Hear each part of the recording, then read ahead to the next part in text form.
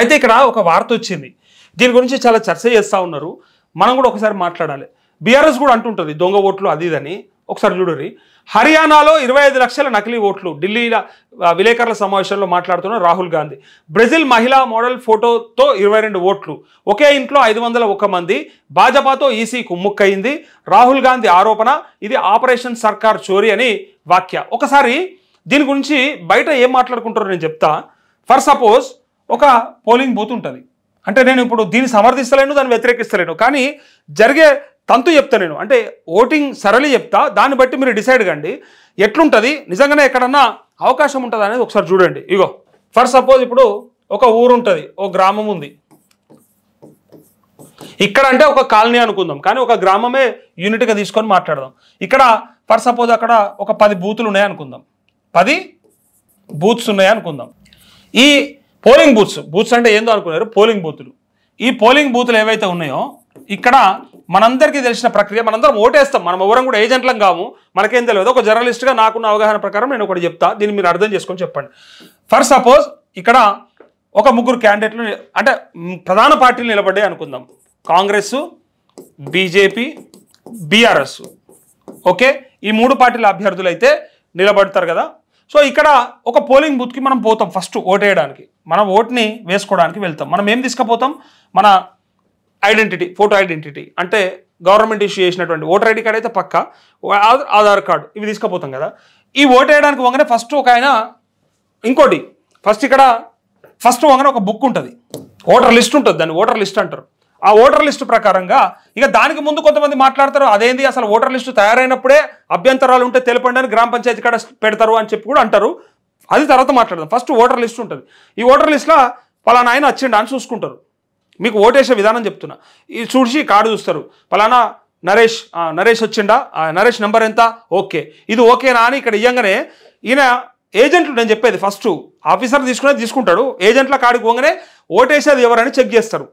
నరేష్ వచ్చి పలానా 10వ నెంబర్ బూత్ కాడ, పోలింగ్ బూత్ కాడ ఓటేయడానికి వస్తే కాంగ్రెస్ ఆయన చూస్తాడు ఫస్ట్, రైట్, ఓకే, టిక్కు కొడతాడు, పలానా ఆయన ఈ గల్లీలు ఉంటాడు, ఈయన కరెక్టే అని చెప్పి.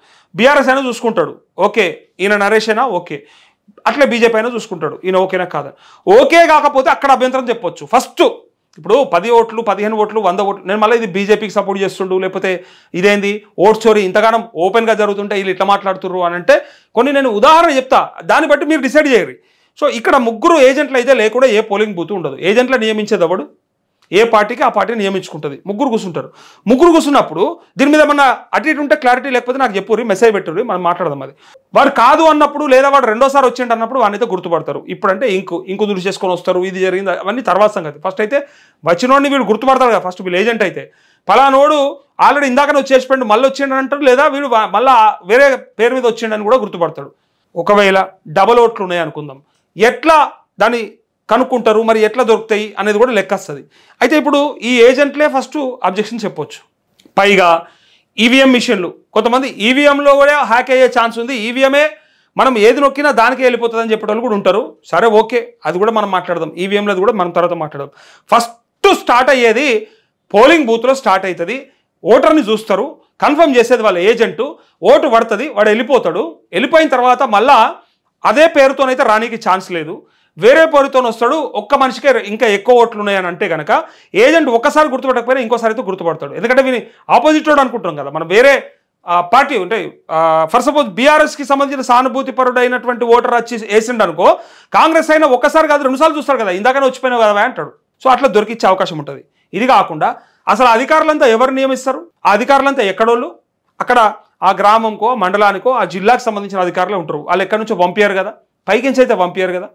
సో ఇట్లాంటి జరుగుతున్నప్పుడు అసలు ఇక్కడ ఈ ఓట్లకి మరి ఓట్ చోరీ ఎట్లా పాసిబుల్ అవుతుంది అనే దాని మీద పెద్ద ప్రశ్న అయ్యాల.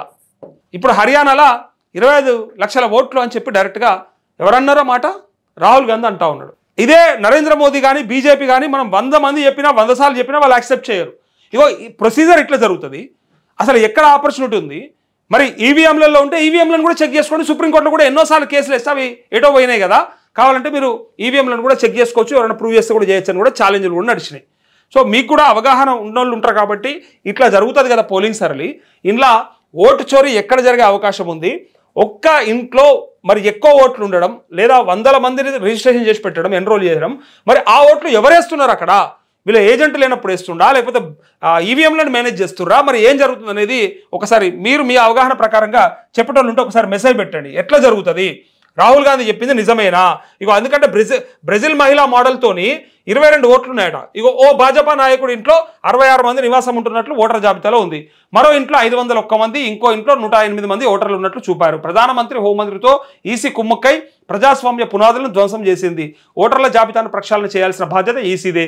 రాజకీయ పార్టీల మీద నెపం నెట్టి అది తప్పించుకోలేదు. మేము సమస్యను పరిష్కరించాలంటే మొత్తం డేటాబేస్ని అప్పగించాలి, అప్పుడు ఖచ్చితంగా చేసి చూపుతామని రాహుల్ గాంధీ అడుగుతా ఉన్నాడు. అప్పుడు గ్యారంటీ ఏముంది? మొత్తం డేటాబేస్ మీకు చెప్తే మీరు గ్యారంటీగా చెప్తారని నమ్మకం ఏముంది? ఇప్పుడు ఎలా కర్ణాటకలో గెలిచింది, కాంగ్రెస్ ఎట్లా గెలిచింది?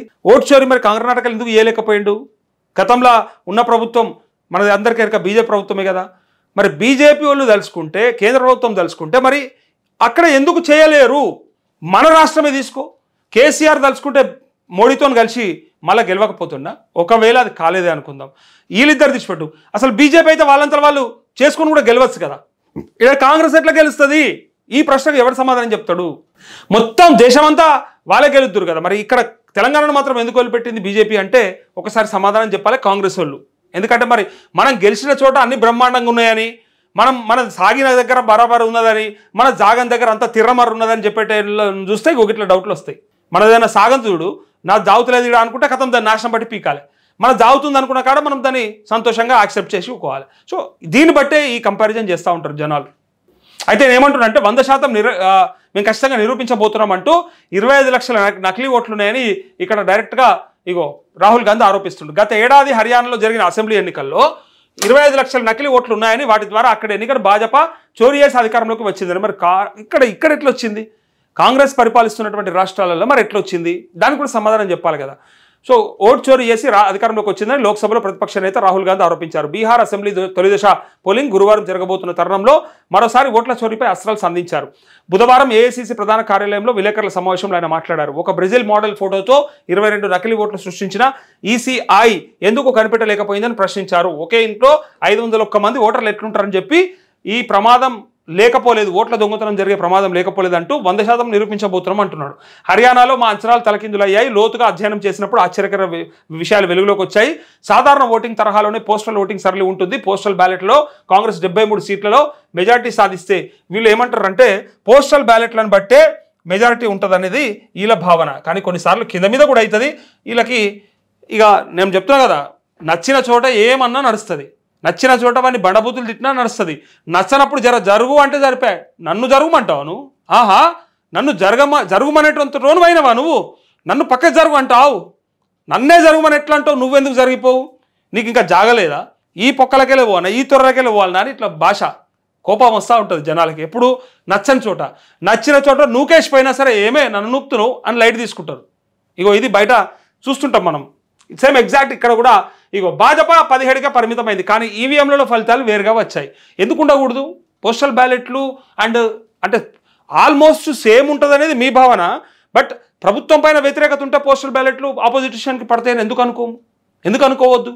ఇప్పుడు ఉద్యోగస్తుల లేకపోతే ఎవరైతే పోలింగ్లో పాల్గొన్నటువంటి ఉద్యోగస్తులు ఉంటారో లేదా కొంతమంది అటెండ్ కాలేని వాళ్ళు ఉంటారో వాళ్ళందరూ వేస్తారు కదా, ప్రభుత్వానికి వ్యతిరేకంగా ఓటేసే అవకాశం ఉంటుంది కదా.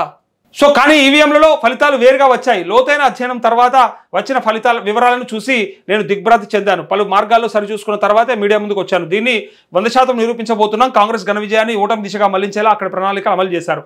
ఎన్నికలు జరిగిన 2 రోజుల తర్వాత అక్కడి ముఖ్యమంత్రి నయాబ్ సైని విలేకరులతో మాట్లాడుతూ ప్రభుత్వాన్ని భాజపా ఏర్పాటు చేయబోతుందని, అందుకు కావాల్సిన వ్యవస్థ అంతా తమ దగ్గర ఉందని ప్రకటించారు. ఆ వ్యవస్థ ఏంటో ఇప్పుడు అర్థమవుతుంది. భాజపా కాంగ్రెస్ మధ్య ఓట్ల తేడా 1.18 లక్షలు మాత్రమేని రాహుల్ చెప్పారంటూ ఇక్కడ నాకు ఇంకొక ప్రశ్న అడగాలనిపిస్తూ ఉంది. ఇక్కడ నకిలీ ఓట్లు అని చెప్పి హర్యానా గురించి మాట్లాడుతున్నటువంటి రాహుల్ గాంధీకి జూబ్లీహిల్స్లో నకిలీ ఓట్లు కనిపిస్తలేవా? ఒక్కింట్లో 40 మంది, ఒక్కింట్లో 22 మంది, ఒక్కింట్లో 50 ఓట్లు ఎట్లుంటాయి? మరి అదే కదా బీఆర్ఎస్ మొత్తుకునేది. మీరు కూడా అదే చేస్తున్నారని చెప్తుంది ఇప్పుడు. మరి దానికి సంబంధం లేదా? దాన్ని ఎవరు మాట్లాడా? మనం చేస్తే సంసారం, అవతలడు చేస్తే ఇంకోటా అని ఇలా జూబ్లీహిల్స్ ప్రజలు కూడా అడుగుతూ ఉన్నారు. మరి అక్కడ కూడా ఇట్లాంటి ఎన్నో ఓట్లు డబల్ ఉన్నాయని, ఒక్కింట్లో అంటే జస్ట్ 180 గజాల ఇంట్లో 30-40 ఓట్లు ఉన్నాయని ఇవన్నీ సాధ్యమైతే అని వాళ్ళు అడుగుతూ ఉన్నారు. దానికి కూడా సమాధానం చెప్పాలి రాహుల్ గాంధీ. ఇక్కడ ప్రభుత్వంలో ఉన్నారు కాబట్టి మరి ఈసీ కుమ్ముక్కైందని బీజేపీ అనుడు కాదు. మరి ఇక్కడ ఈసీ ఏం చేస్తూ ఉంది, ఇక్కడ ఎలక్షన్ కమిషన్ ఏం చేస్తూ ఉంది తెలంగాణలో అని ప్రశ్నలు వచ్చినప్పుడు సమాధానానికి సిద్ధంగా ఉండాలి.